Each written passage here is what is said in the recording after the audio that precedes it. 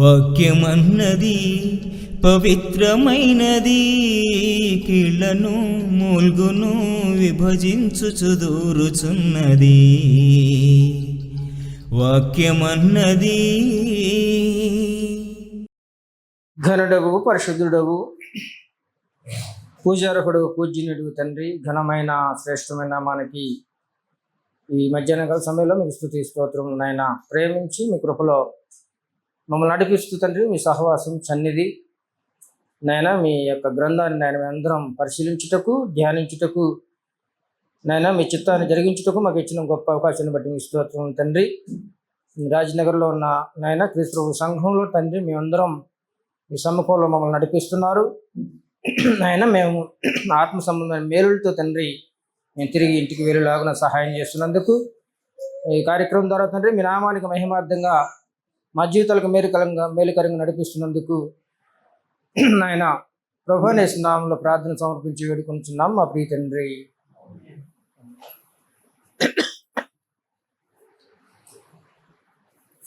ప్రియ సోదరి సోదరులారా, మన ఉదయం నుంచి సంగతులు మనం పరిశీలన చేస్తున్నాం.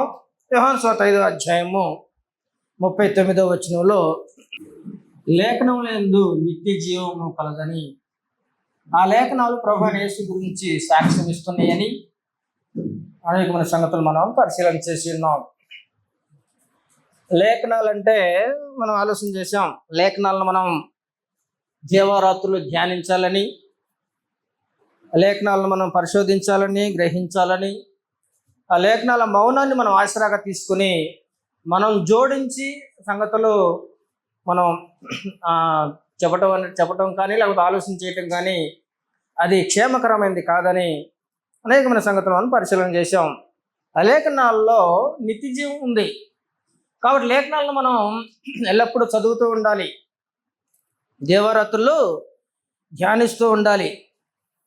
దేవుని గురించి, దేవుని యొక్క సంకల్పం గురించి, అలాగే ఆయన కుమారుడైన యేసు ప్రభువు వారి గురించి లేఖనాలు సాక్ష్యం ఇస్తూ ఉన్నాయని చెప్పి అని గ్రంథం మనకి బోధిస్తూ ఉందన్నమాట. దేవుడు సర్వాధికారని, దేవుడు అద్వితీయుడని, దేవుడు కాలములు సమయంలో తన స్వాధీనం అందించుకుని ఉన్నాడని అనేక సంగతులు మన దేవుని గురించి మనం గ్రహించవచ్చు.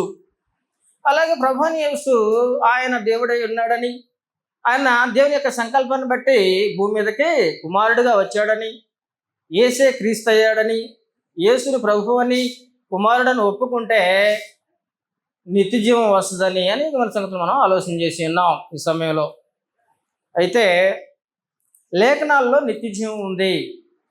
వాస్తవానికి లేఖనాలు ధర్మశాస్త్రము మోషే వలన వచ్చింది కదా. మనం ఇందా యోహాను సువార్త 1వ అధ్యాయము 17వ వచనం ఒకసారి చదువుదాం. యోహాను సువార్త 1వ అధ్యాయం 17వ వచనంలో ధర్మశాస్త్రం ఎవరి వలన అనుగ్రహింపబడింది? మోషే వలన అనుగ్రహింపబడింది. యేసుక్రీస్తు వలన కృపా సత్యము ప్రభువైన యేసుక్రీస్తు ద్వారా కలిగిన రాయబడింది. అయితే యేసు ప్రభు వారిని కూడా ఆరాధించవచ్చు అనే ప్రశ్న కొంతమందిలో మధ్యలో కొనసాగుతూ ఉంది కదా. యేసు ప్రభు వారు సృష్టికి ముందు దేవుడు కదా, మరి దేవుడైతే ఆయన ఆరాధించాలి కదా. ఇప్పుడు మోషే ధర్మశాస్త్రానికి ఇశ్రాయేలు ప్రజలకు మధ్యవర్తి ఎవరు? మోషే. అపోస్తుల కార్యం 3వ అధ్యాయము 22వ వచనంలో ఆ మాట మనం చూస్తాం ఒకసారి. అపోస్తుల కార్యం 3వ అధ్యాయం 22వ వచనంలో 21వ వచనం అనుకుంటా, 21 నుంచి చదువుదాం. 22 మోషే ఇట్లనెను, ప్రభువైన దేవుడు నా వంటి ఒక ప్రవక్తను మీ సహోదరుల నుండి మీ కొరకు పుట్టించును. ఆయన మీతో ఏమి చెప్పినను అన్ని విషయంలో మీరు ఆయన మాట వినవలెను. కాబట్టి మోషే ఇశ్రాయేలు ప్రజలకి దేవుడని ఎవరిని పరిచయం చేశాడు? తండ్రి అయిన దేవుని పరిచయం చేశాడు కదా. ఇశ్రాయేలీలకి వాళ్ళు నడిపించింది ఎవరు? దేవునికి వారికి మధ్యవర్తి ఎవరు? మోషే. ఆయన దేవుడని ఎవరిని పరిచయం చేశాడు? ఆనాటి కాలంలో ఉన్న ప్రజలకి తండ్రి అయిన దేవుడని, ఆయన్నే ఆరాధించాలని, ఆయన్నే గణపరచాలని, ఆయనే దేవుడని పరిచయం చేశాడు. మరి ఇప్పుడున్న క్రీస్తు యుగంలో మధ్యవర్తి ఎవరు? క్రీస్తు ప్రభు వారు. మరి ఈయన ఎవరి గురించి, దేవుడు ఎవరని పరిచయం చేశాడు? తండ్రి దేవుడని, ఆయన్ని ఆరాధించాలని, ఆరాధన ఆయన కోరికని, దేవుడు ఆయన నాకు దేవుడు మీ దేవుడని ఈయన కూడా ఏం చేశాడు అనమాట, ఆయన్ని ఆరాధించాలని కూడా ప్రభువుని యేసు ఎలాగైతే, మోషే ఎలాగైతే తండ్రి గురించి ఆనాడు ప్రజలకు పరిచయం చేశాడు, ఈరోజు ప్రభువుని యేసు కూడా అదే. కాబట్టి ఆరాధకులు ఎవరు? తండ్రి. ప్రభువుని యేసు మనకు ప్రభు అన్నాడు అంటే రాజు అన్నమాట. రాజు అంటే అన్ని విషయాల్లో మనం ఆయన మాట వినాలి, ఏం చెప్పినా కూడా వినాలనే మాటలో గ్రంథంలో మనం ఇప్పుడు చూసిన లేఖనాల్లో మనం చదివి విన్నాం. కాబట్టి నా ప్రియ సోదరి సోదరులారా, ఆలోచన చేయండి. మనం గ్రంథాలు, అందుకే నేను ఏమంటానంటే లేఖనాల్లో నిత్య జీవం ఉంది. కొన్ని పరిశీలనగా చదువుతూ పోతూ దివారాత్రులు చదువుతూ ఉంటుంటే మనకి అన్నీ దేవుడు ఖచ్చితంగా, దేవుడు దాని జ్ఞానాన్ని మనకు అనుగ్రహిస్తాడు. అది పైనుండి వచ్చే జ్ఞానము. ఆ జ్ఞానం ఏం చేస్తుందంటే మనం చదువుతుంటే మనకు ఆసక్తి ఉంటే, ఆశ ఉంటే, మనకి అది అక్కడ ప్రయత్నం ఉంటే సహాయం చేసేది ఎవరు? దేవుడే. పౌలు అంటాడు కదా. కాబట్టి నా ప్రియ సోదరి సోదరులారా, ఇది మనం లేఖనాల్లో నిత్య జీవం ఉందని ఆలోచన చేస్తున్నాం. వాస్తవానికి మనుషులు ఏమనుకుంటున్నారంటే, లోకం ఏమనుకుంటుందంటే, ఇక మనిషి ఈ మరణంతోనే అంతమైపోతున్నాడని అనుకుంటూ ఇక్కడే ఏదో చేయాలని, ఇక్కడే కొనసాగి చనిపోవాలన్న ఆలోచనతో కొనసాగుతూ ఉన్నారు. కానీ గ్రంథం అలా చెప్పట్లేదండి. ఈ జీవితం అనేది ఇది తాత్కాలికమైంది, శాశ్వతమైంది, చావు తర్వాత ప్రారంభం అవుతుందని గ్రంథం స్పష్టంగా తెలియజేస్తుంది. చూద్దాం దాని గురించి ఒకసారి. కొరింథీయులకు మొదటి పత్రిక 15వ అధ్యాయము మీరు ఇంటికి వెళ్ళిన తర్వాత చదువుకుంటే ఆ అధ్యాయంలో అనేకమైన సంగతులు దేవుడు ఉదాహరణలతో సహా వివరించాడు. మొదటి కొరింథీ 15వ అధ్యాయంలో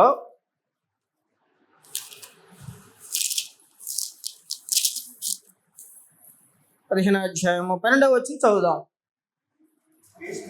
క్రీస్తు మృతుల్లో నుండి లేవబడి ఉన్నాడని ప్రకటింపబడి ఉండగా మీలో కొందరు మృతుల పునరుద్ధానం లేదని ఎట్లు చెప్పుచున్నారు? మృతుల పునరుద్ధానము లేని ఎడల క్రీస్తు కూడా లేవబడి ఉండలేదు. మరియు క్రీస్తు లేవబడి ఉండని ఎడల మేము చేయు ప్రకటన వ్యర్థమే, మీ విశ్వాసం వ్యర్థమే.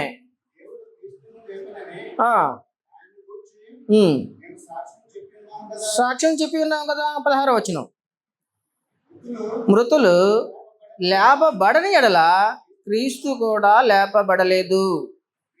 క్రీస్తు లేపబడిన ఎడల లేపబడని ఎడల మీ విశ్వాసం వ్యర్థమే, మీరింకను పాపంలోనే ఉన్నారు. అంతేకాదు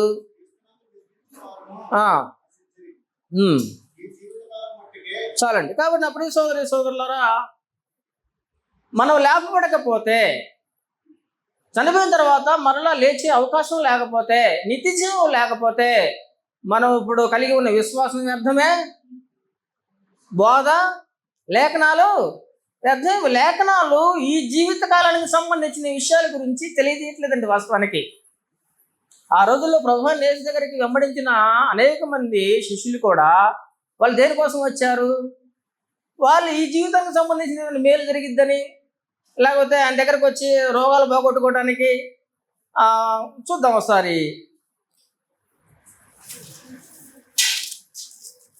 యోహాను సువార్త 6వ అధ్యాయంలో ప్రభువైన యేసుని వెంబడించినప్పుడు ప్రభువైన యేసు వారితో మాట్లాడిన మాటలు, మీరు నా దగ్గరకు వచ్చేది నిత్య జీవం కొరకు నా దగ్గరికి రండి, కానీ ఈ లోక సంబంధమైన వాటి కొరకు నా దగ్గరికి రాకూడదు, మీరు వెళ్ళిపోండి అనే మాటలు కూడా మనం అక్కడ చూడొచ్చు.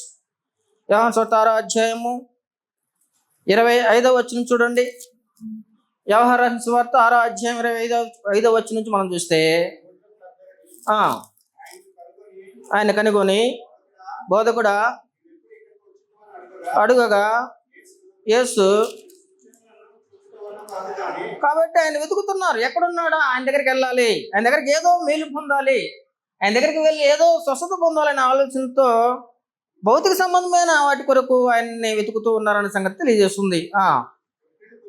రొట్టెలు భుజించి అదిగో భోజనాల కోసం వెంబడించే ప్రజలు. ఈ రోజుల్లో కూడా ప్రభు దగ్గరికి ఎందుకు వస్తారండి? ఆయన దగ్గరకు వస్తే కలిసి వస్తుంది, ఆయన దగ్గరకు వస్తే రోగాలు పోతాయి, ఆయన దగ్గరకు వస్తే ఉద్యోగం వస్తాయి, ఆయన దగ్గరకు వస్తే సమస్యలు పోతాయి. ఇది ఈ విషయమైన అంటే ఈ రకమైన విశ్వాసం ఏం చేస్తుందంటే నిన్ను నిత్య జీవాన్ని చేర్చలేదు. ప్రభు యేసు ఏమన్నాడంటే మొదట ఆయన రాజ్యం నీతిని వెతకండి, అవన్నీ అనుగ్రహింపబడతాయి అన్నాడు. ఈ పేజీ ఇంతే ఉంచండి. లూకా సువార్త 12:27 నువ్వు నిత్య జీవం కొరకు వెతికితే దానితో పాటు ఇవన్నీ నీకు అనుగ్రహింపబడతాయి అంటాడు. అక్కడ మత్తయి సువార్తలో చెప్పిన సంగతులు లూకా సువార్తలో వచ్చి వివరంగా చెప్పాడు కాబట్టి వచనం మనం చూస్తాం. 12:27 ఇవి కష్టపడవు, వడకవు సమస్త వైభవంతో సొలొమోను సహితము అలంకరింపబడలేదని చెప్పుచున్నాను.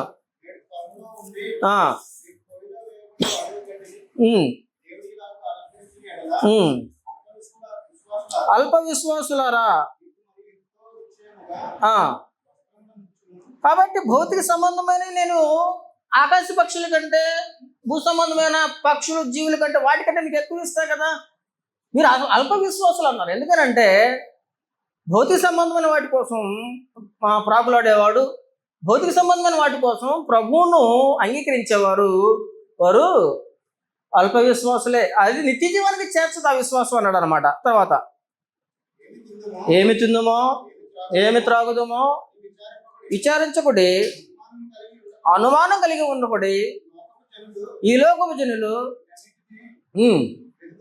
కాబట్టి మనం కూడా ఇక్కడికి వచ్చి క్రీస్తులోకి వచ్చి ఇవే వెతికామనుకో మనం అనిజనులమే, లోకస్తులమే. తర్వాత ఇది మీకు కావలసి ఉన్నవని మీ తండ్రికి తెలియను. మీరైతే రాజ్యమును వెతకుడి, అదిగో దానితో కూడా చూడండి, రాజ్యము నిత్య జీవం కాదు, రాజ్యం వెతకండి, దానితో కూడా ఏవి ఇవన్నీ అన్నాడు. ఇవన్నీ అంటే ఇవన్నీ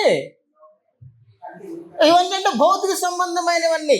దేవునితో పాటు ఆయన రాజ్యాన్ని వెతికితే, నిత్య జీవాన్ని వెతికితే, పరలోకాన్ని వెతికితే, పరలోకం కొరకు నీ భక్తి అయితే, చావు తర్వాత ఉండబోయే జీవితం కొరకు నీ భక్తి అయితే, దానితో పాటు ఇవన్నీ ఇవి అడగాల్సిన అవసరం లేదు. ఆకాశ పక్షులు అడగవు, అవి పంట వేయవు, కోయవు, అయినా కూడా దేవుడు వాటిని పోషిస్తున్న దేవుడు. వాటికంటే మీరు శ్రేష్ఠులు కాబట్టి ఇవి ఎప్పుడు దొరుకుతాయి మీకంటే వీటి విషయం భౌతిక సంబంధమైన వాటి విషయంలో మీకు లోటు ఉంటుందని చెప్పట్లా దేవుడు. రాజ్యంతో పాటు దానితో పాటు ఇవన్నీ మీకు వెతకటం అనేది దేని కొరకు వెతకాలి? మనం నిత్య జీవం కొరకు వెతకాలి, నిత్య రాజ్యం కొరకు వెతకాలి. నిత్య రాజ్యం కొరకు మనం ఈ లోకంలో భక్తి చేయాలి. చావు తర్వాత అందుకని యేసుప్రభువు ఏమంటాడంటే, ఇందాక మనం చూసాం కదా యోహాను సువార్త 6 మనం ఉన్నాం. అక్కడ ప్రభువైన యేసు మీరు రొట్టెలు భుజించడానికి నా దగ్గరకు వస్తున్నారు. ఆయన పెద్ద మీటింగ్ పెట్టాడు అనుకో, ప్రభువైన యేసు వేల మంది వస్తారు. ఎందుకోసం? ఆయన ఏదో అద్భుతాలు చేస్తాడు. అక్కడ రొట్టెలు మాంసాన్ని ఏం చేస్తాడనమాట, మీటింగ్ వచ్చిన వాళ్ళకి వచ్చి ఇస్తాడు అనమాట. కాబట్టి దానికోసం వస్తున్నారు, దానికోసం వెంబడిస్తున్నారు. అలాగైతే మీరు నన్ను వెంబడించాల్సిన అవసరం లేదనే మాటలు ఉపయోగిస్తారు. చదువుదాం. ఎన్నో వచనం చదువుతున్నాం? 26వ వచనం చదవండి.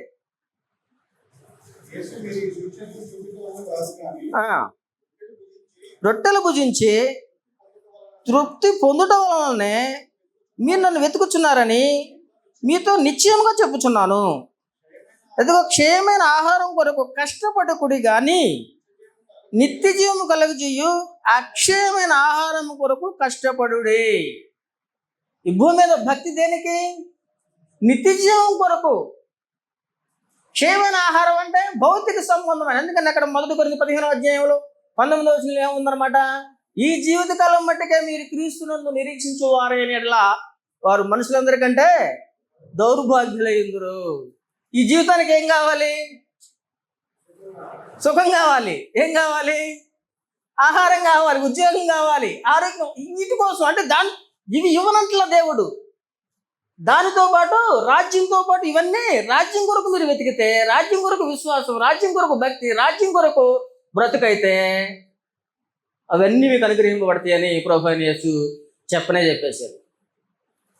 మత్తయి సువార్తలో ఆయన రాజ్యం నీతిని మొదట వెతకండి, అవన్నీ మీకు అనుగ్రహింపబడతాయి అన్నాడు. కాబట్టి ఇక్కడ కూడా ఏమన్నాడు యేసు వారు?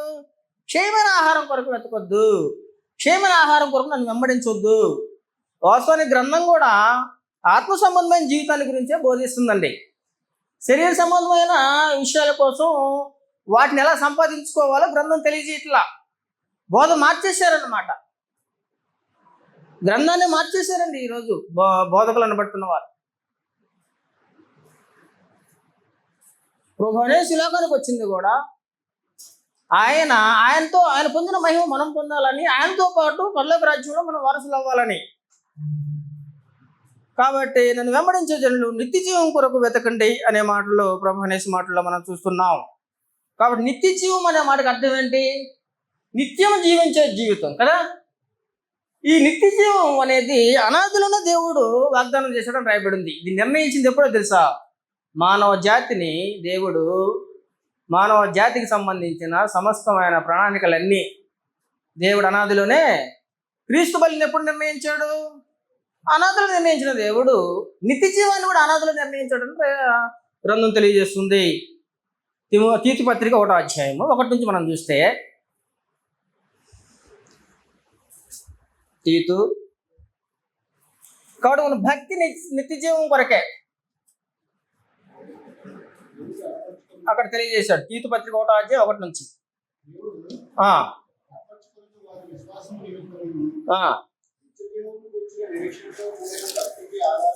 కాబట్టి భక్తికి ఆధారమగు సత్య విషయమైన, కాబట్టి భక్తికి ఆధారం ఏంటంట?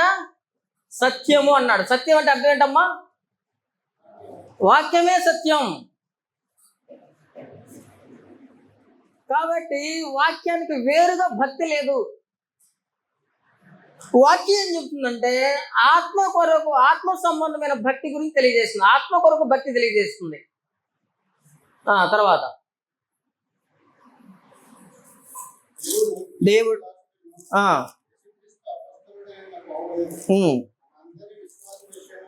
మనందరి విశ్వాస విషయంలోనూ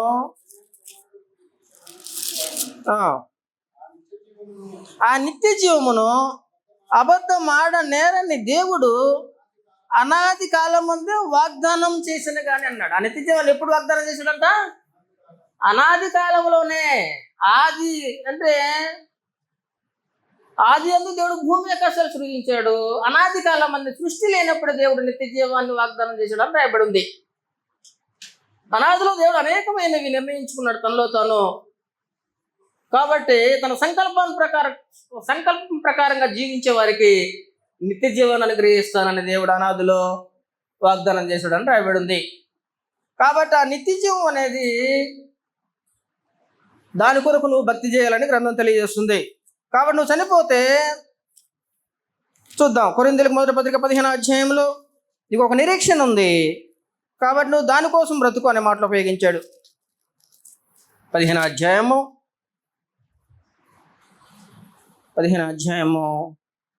35వ వచనంలో ఇలా రాయబడి ఉంది. అయితే మృతులు ఎలాగో లేతురు, వారెట్టి శరీరముతో ఒకడు అడుగును, ఓ అవివేకి, విత్తున చచ్చితేనే కానీ, అంటే సృష్టిలో ఉదాహరణ చెబుతున్నాడు దేవుడు. నువ్వు చనిపోతే తెక్కడో బిక్కడో కాదబ్బా, ఖచ్చితంగా నువ్వు లేపబడతావు. దానికి ఉదాహరణ ఏంటంటే, సృష్టిలో విత్తనం ఎలా వేస్తారు కదా, విత్తనం వేసినప్పుడు అదేం జరిగింది? చచ్చింది అనమాట భూమిలో. అదేం చేస్తారు మన చచ్చి మరలో బ్రతికి మహావృక్షం ఉంటుంది. అది సృష్టిలో మనకు అర్థం కావడం ఉదాహరణ చెప్పు. కానీ నువ్వు కూడా చనిపోతే ఖచ్చితంగా లేపబడతావు. కాబట్టి నువ్వు విత్తేది ఎలాగైతే బ్రతికి వృక్షం అవుతుందో, నువ్వు చనిపోతే నువ్వు కూడా లేపబడి నిత్యం ఉంటావనే సంగతి దేవుడు అర్థం కావడానికి సృష్టిని ఉపయోగించాడు అనమాట. తర్వాత గోధుమ గింజ అయినను మరి ఏ గింజ అయినను సరే వట్టి గింజనే విత్తుచున్నావు, కానీ పుట్టబో శరీరమును విత్తట్లేదు. అయితే చిత్త ప్రకారము కాబట్టి నువ్వు ఇతరుల శరీరం ఇచ్చును, 42వ వచనం చూడండి. అలాగే 42వ వచనం, మృతుల పునరుద్ధానము అలాగే అదిగో శరీరం క్షయమైనదిగా విత్తబడి అక్షయమైనదిగా లేపబడును, బలహీనమైనదిగా విత్తబడి మహిమ గలదిగా లేపబడును, బలమైనదిగా లేపబడును. అదిగో ప్రకృతి సంబంధమైన శరీరము విత్తబడి ఆత్మ సంబంధమైన శరీరం ఒకటి ఉంది. ఈ శరీరము ఇది చనిపోతుంది, ఆత్మ సంబంధమైన శరీరం ఒకటి నీకు అమర్చబడుతుంది. ప్రకృతి సంబంధమైన శరీరం ఉందని నువ్వు ఎట్లాగైతే నమ్ముచున్నావో, ఆత్మ సంబంధం చచ్చిపోతే ఇంకొక శరీరం నీకు అమర్చబడిద్దని దేవుడు అక్కడ అనేక ఉదాహరణలు తెలియజేస్తూ ఉన్నాడు. కిందకు వచ్చాక పోల్చి చెబుతున్నాడు అన్నమాట. 49వ వచనం చూడండి. మరియు మట్టి నుండి పుట్టిన వాని పోలికను ధరించుకున్న ప్రకారము పరలోక సంబంధమైన పోలికను, కాబట్టి మట్టి నుండి పుట్టిన పోలిక ఈ శరీరాన్ని ధరించుకున్నాం. ఎలాగే ధరించుకున్నామో మనం చనిపోతే కూడా పరలోక సంబంధమైన శరీరాన్ని ధరించుకుంటాము. గ్యారెంటీ ఇది అంటున్నాడు. తర్వాత ఇంకొక వచనంలో మనం చూస్తే ఎక్కడ కిందకు వచ్చేలాకి ఏం రాయబడిందంటే 51వ వచనం చూడండి. ఇదిగో ఒక మర్మము చెప్పుచున్నాను, మనం అందరం నిద్రించుము కానీ ఒక రెప్పపాటున కడబూర మోగగానే మనం అందరం మార్పు పొందుదుము. బూర మోగును, మృతులు అక్షయులుగాను మార్పు పొందుదుము. క్షయమైన ఈ శరీరము అక్షయతను ధరించుకునవలసి ఉన్నది, మత్యమైన ఈ శరీరము అమర్త్యతను. కాబట్టి నువ్వు దిగంబరుడు గాక అంటాడు. కొరింథీ పత్రికలో ఏమంటాడంటే, నువ్వు దిగంబరుడు గాక మరొక శరీరాన్ని, మహిమ శరీరాన్ని ధరించుకుంటావు అంటాడు అన్నమాట. శరీర సంబంధమైన ఈ జీవితంలో ఈ శరీరం ఎలాగైతే మనకి కనబడుతూ మనం చూస్తున్నామో, మనం చనిపోయిన తర్వాత పరలోక సంబంధమైన శరీరం ఒకటి నీకు అమర్చబడిద్ది. కాబట్టి మానవుడు అనేవాడు చావుతో అంతం కాడు. మనిషి 2 భాగాలని సంగతి మనకు తెలుసు. ఏంటి అనమాట అవి? శరీరం, ఆత్మ. ఈ శరీరము ఎంతకాలం ఉంటుంది? కొంతకాలం ఉంటుంది. ఆత్మకి మరొక శరీరం అమర్చబడితే అన్నాడు అక్కడ కొరింథీ పత్రికలో. ఆత్మ మనిషి మరణంలో ఒంటరిగా వెళ్ళిపోద్ది. వెళ్ళిపోయి ఎక్కడికి వెళ్ళిపోవాలి? పరదేశకి వెళ్ళిపోతుంది. రేపు ప్రభువుని యేసు 2వ రాకడలో అది పరలోకంలోకి మరొక దేహంతో రేపు పరలోకానికి చేరబోతుందన్న సంగతి వాస్తవాలు గ్రంథం తెలియజేస్తుందండి. కాబట్టి నా ప్రియ సోదరి సోదరులారా, చావు తర్వాత నీకు ఒక శరీరం ఉంది, అది గ్యారెంటీ. ఫిలిప్పీయులకు 3వ అధ్యాయంలో కూడా ఇదే సమాచారం అక్కడ మహిమా శరీరం అనే మాటలు ఉపయోగించాడు. ఫిలిప్పీ పత్రిక 3వ అధ్యాయం.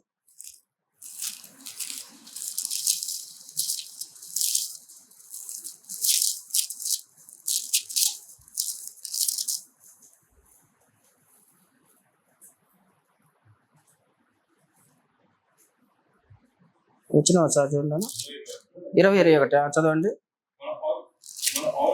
మన పౌరస్థితి 20-21 మన పౌరస్థితి పరలోకం ముందు ఉన్నది.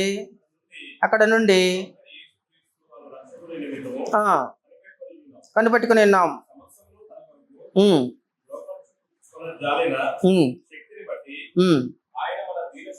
మన దీన శరీరమును మహిమా శరీరముగా సమరూపము గలదానిగా మార్చును అనే మాటలు ఉపయోగ. మహిమ శరీరం.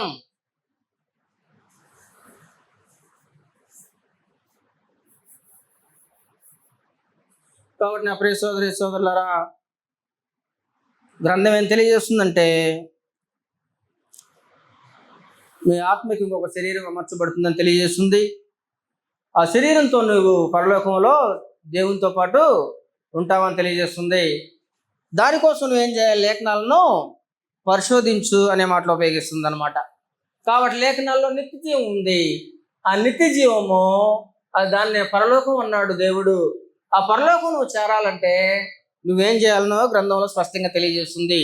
యాకోబు పత్రిక 2వ అధ్యాయం 5వ వచనంలో ఎవరికి ఈ పరలోకము ఎలాంటి వారు చేరతారంటే దేవుని ప్రేమించేవారనే మాటలు ఉపయోగించాడు అనమాట. యాకోబు పత్రిక 2వ అధ్యాయం. నా ప్రియ సహోదరులారా, ఆలకించుడి. ఈ లోక విషయంలో దరిద్రులైన వారు విశ్వాసమందు భాగ్యవంతులుగాను తను ప్రేమించు వారికి వాగ్దానం చేసిన రాజ్యమునకు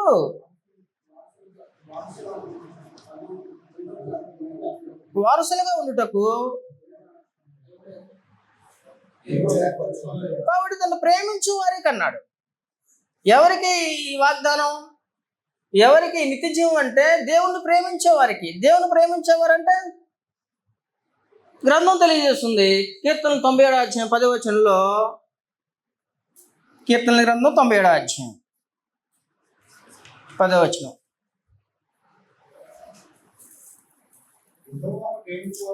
యెహోవాను ప్రేమించువారులారా, కాబట్టి చెడుతనను అసహించుకునేవారు దేవుణ్ణి ప్రేమించువారు.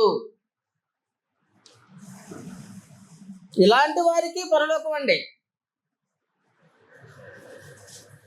పరలోకం గనక ఏ నరుడైతే పరలోకాన్ని చేరలేడో అలాంటి వారికి నిత్య నరకం ఒకటి ఉంది.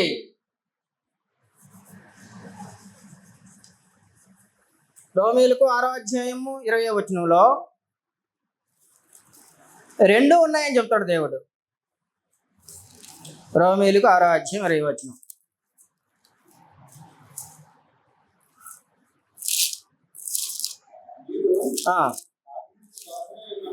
పాపమునకు దాసులైనప్పుడు నీతి విషయమై నిర్బంధము లేని వారే ఉంటారు. అప్పటి క్రియల వలన ఏమి ఫలము కలిగను? వాటి గురించి వాటి అంతం మరణము. అయినను పాపము విమోచింపబడి దేవునికి దాసులైనందున పరిశుద్ధత కలుగుటయే మీకు ఫలము, దాని అంతము. కాబట్టి పాపంలో ఉంటే వచ్చే నష్టం ఏంటో చెప్పాడు అనమాట. దాని అంతం ఏంటో చెప్పాడు. దాని అంతం ఏంటనమాట? మరణం. ఆ మరణం ఏం చేస్తుందంటే నిన్ను నిత్య నరకానికి నడిపిస్తుంది. అలాగే పరిశుద్ధులు అయితే, రక్షింపబడితే, పరిశుద్ధంగా బ్రతికితే దాని అంతం ఏంటనమాట? నిత్య. అంటే 2 ఉండి అని చెబుతున్నాడు అనమాట దేవుడు. అంటే మానవ సమస్య పాపము, పాపం వల్ల పాతాళము, దానివల్ల నిత్య నరకం. ఇది అసలు మానవ సమస్య. ఇది మనం ఎన్నో సమస్యలు చెప్పుకుంటుంటాం కదా. నాకు అన్ని సమస్యలు, నేను ఆ సమస్య ఉంది, ఈ సమస్య ఉంది, ఆ జీవితం అంతా సమస్యలే అంటుంటారండి. ఈ సమస్యలు బైబిల్ ఏం తెలియజేస్తుందంటే, పేతురు రాసిన 1వ పత్రిక 1వ అధ్యాయం 5వ వచనంలో చెప్పేశాడు దేవుడు. అక్కడ మీరు ఈ సమస్యలు చాలా కొంచెం అన్నాడు. కొంచెం అంటే పెద్ద ఎనదగినవి కావంటాడు. అక్కడ మంచి మాటలు ఉపయోగించాడు. 1 పేతురు 1వ అధ్యాయం 5వ వచనం. కడవరి కాలమందు బయలుపరచబట్టుకు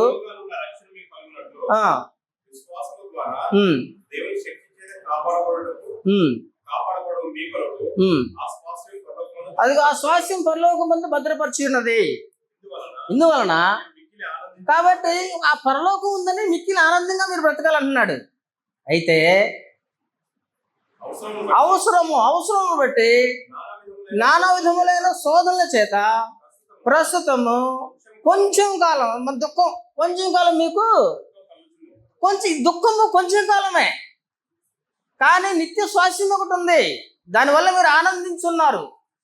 ఆ స్వాస్థ్యం ఉందని ప్రభువునందు మనం ఎల్లప్పుడూ ఆనందంగా బ్రతకాలి. శ్రమలో ఆనందంగా ఉండటం నేర్చుకోవాలండి.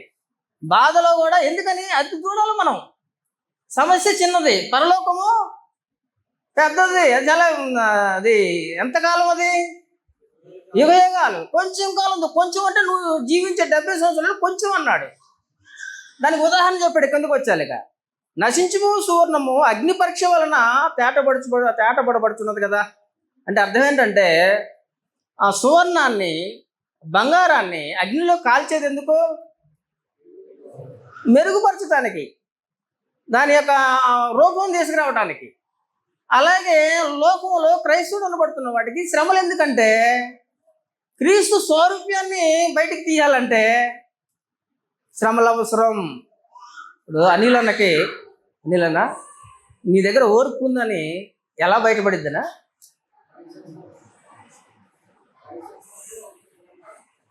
ఇప్పుడు లాగి ఒకటి కొట్టాను అనుకో, మౌనంగా ఉంటే ఏమున్నట్టు? ఓర్పున్నట్టు. తిరగబడితే లేనట్టు. అప్పుడు యేసుప్రభు లక్షణం ఓర్చుకుంటూ బయటపడుతుంది కదా.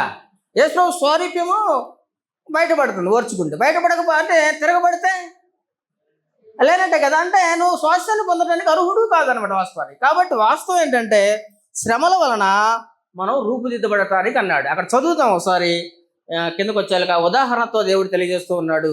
కంటిన్యూ చదువుకుంటాను. ఎన్నో వచ్చిన మనం 7 వచ్చిన.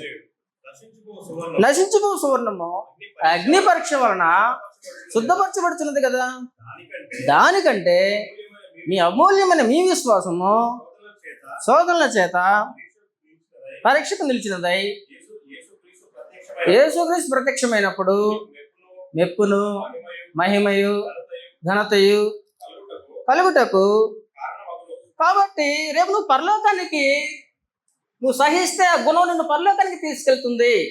నువ్వు శ్రమ వచ్చినప్పుడు ఓర్చుకుంటే, తగ్గించుకుంటే, సహిస్తే ప్రభువైన యేసు యొక్క స్వరూపం నీలో అది పెరుగుతుందన్నమాట. క్రీస్తు కలిగిన సంపూర్ణతకు సమానమైన సంపూర్ణత అన్నాడు. సమానమైన సంపూర్ణత ఎప్పుడు వస్తుందనా? ఫలానా అన్నకి, ఫలానా సోదరుడికి క్రీస్తు కలిగిన సంపూర్ణతకు సమానమైన సంపూర్ణత ఇతనికి ఉంది అంటే, అంత సమానమైన ప్రభు లక్షణాలు ఎవరికి ఉండవు. ఎలాగ చెప్పగలవంటే, నేనేం గుర్తించానంటే, శత్రువును ప్రేమించింది ఎవరో? ప్రభువైన యేసు కదా. ఆయన ఏమన్నాడు? ఆయన కొట్టిన వారిని వీరేం చేసినారు, వీరిని క్షమించమని ప్రార్థించాడు. మనం కూడా శత్రువుని ప్రేమించే స్వభావం మనలో వస్తే క్రీస్తు కలిగిన సంపూర్ణతకు మనం తయారవుతున్నామన్న సంగతి ఆ సహోదరుడి విషయంలో మనం గుర్తించవచ్చు. మనం సహోదరులనే ప్రేమించలేం, శత్రువులనే ప్రేమిస్తాం. మనల్ని హింసించేవారిని, మనల్ని తిట్టేవారిని, మనల్ని బాధ పెట్టేవారిని ప్రేమించే స్థాయికి అది మాటల్లో చెప్పటం కాదు, కానీ అది క్రియారూపకంలో జరిగినప్పుడు యేసుక్రీస్తు దగ్గరికి మనం చేరుకోగలుగుతున్నాం. ఆ స్వభావాన్ని మనం సంపాదించుకోగలుగుతున్నాం అన్న సంగతి మనం గుర్తించాలి. కాబట్టి నా ప్రియ సోదరి సోదరులారా, రోమీయులకు 8వ అధ్యాయంలో కూడా ఏమన్నాడంటే, రోమీయులకు 8వ అధ్యాయం ఇప్పుడు ఈ సెక్షన్ ఎంతవరకైనా 3వ రోమీయులకు 8వ అధ్యాయం. అంటే భోజనం తర్వాత కొంచెం బాడీ సహకరించదు కదా, దృష్టిలో పెట్టుకొని మనం ముగించుకుందాం. 17వ వచనం చూడండి. మనం పిల్లలమైతే వారసులము, అనగా దేవుని వారసులము, క్రీస్తుతో కూడా మహిమ పొందుటకు ఆయనతో శ్రమపడిన యెడల క్రీస్తుతోటి పరలోకములో మన వారసులు, నిత్య జీవానికి వారసులు అవుతాం. ఎప్పుడు? క్రీస్తుతో శ్రమపడిన యెడల. అందుకే అన్నాడు పేతురు రాసిన పత్రికలో ఏమన్నాడు? అవసరము బట్టి ప్రస్తుతము కొంచెం కాలం మీకు దుఃఖం కలుగుతున్నది, ఇందువల్ల మీరు ఆనందించున్నారే కానీ మీరు కొంచెం కాలం దుఃఖం కలుగుతున్నది అన్నాడు. అది ఎందుకు? నశించిపోయే సువర్ణం ఎలాగైతే అగ్ని పరీక్ష వలన అది తేటపడుతుందో, మీ శ్రమల వలన ప్రభువైన యేసు యొక్క స్వారూప్యము మీరు సంపాదించుకుంటారు అని గ్రంథం తెలియజేస్తుంది. కాబట్టి శ్రమలు లేకుండా క్రైస్తవుడు నిత్య జీవాన్ని స్వతంత్రించుకునే అవకాశము అది కూడా అవసరాన్ని బట్టి అన్నాడు. అవసరాన్ని బట్టి నానా విధమైన శోధనలు అన్నాడు. శ్రమలు లేని క్రైస్తవుడు క్రీస్తు యొక్క స్వరూప్యాన్ని సంపాదించలేడు. అంతే కదా. ఓర్పు, సహనము, తగ్గింపు ఇవన్నీ రావాలంటే ఎన్నో ఎదుర్కోవాలి. కాబట్టి శ్రమలు వచ్చినాయని ఇక దేవునికి దూరం అయ్యే వాళ్ళు ఉన్నారండి. బాధలు వచ్చినాయని ప్రార్థనకు మానేసే వాళ్ళు ఉన్నారు. క్రీస్తు యేసునందు సద్భక్తితో బ్రతుకు ఉద్దేశించే వారందరూ హింస పొందుదురు అన్నాడు. అంతం వరకు సహించువాడే నిత్య జీవానికి వారసుడు అన్నారు. మత్తయి సువార్త 24వ అధ్యాయము. నేను ముగిస్తా. కాబట్టి నిత్య జీవానికి ఎవరో వారసులో మనం చూస్తున్నాం. మత్తయి సువార్త 24వ అధ్యాయంలో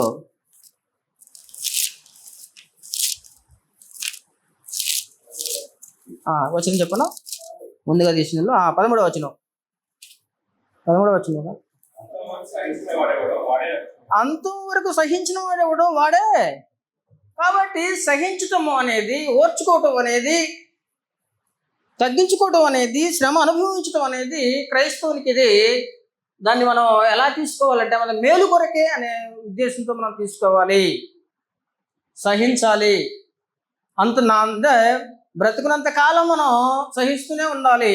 అప్పుడు మనం నిత్య జీవానికి వారసులము అవుతామన్న సంగతి దేవుడు తెలియజేస్తున్నాడు. నిత్య జీవానికి ఎవరు వారసులు అంటే క్రీస్తుతో కూడా శ్రమపడిన వారు నిత్య జీవానికి వారసులు.